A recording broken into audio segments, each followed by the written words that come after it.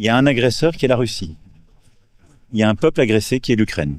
Et le voici, le discours fallacieux des Européens et européistes, Macron en tête, bien sûr.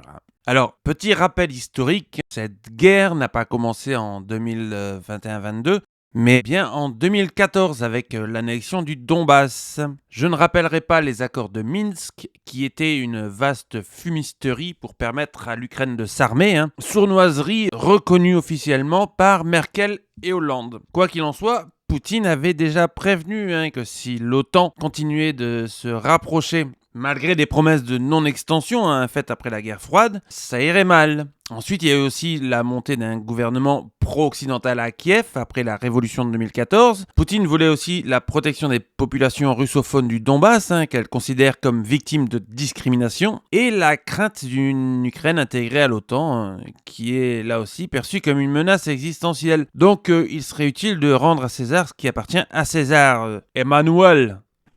Je pense que nous avons tous eu raison d'aider l'Ukraine et de sanctionner la Russie il y a 3 ans et de continuer à le faire.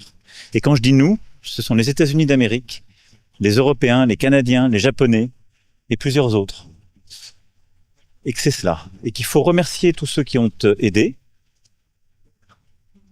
et qu'il faut respecter ceux qui depuis le début se battent. Parce qu'ils se battent pour leur dignité, leur indépendance, pour leurs enfants et pour la sécurité de l'Europe. Ce sont des choses simples, mais elles sont bonnes à rappeler dans ces moments-là, c'est tout. C'est dingue comme à chaque fois que tu dis vouloir arranger la situation, tout s'aggrave. Il y a un vrai talent quand même dans la nullité.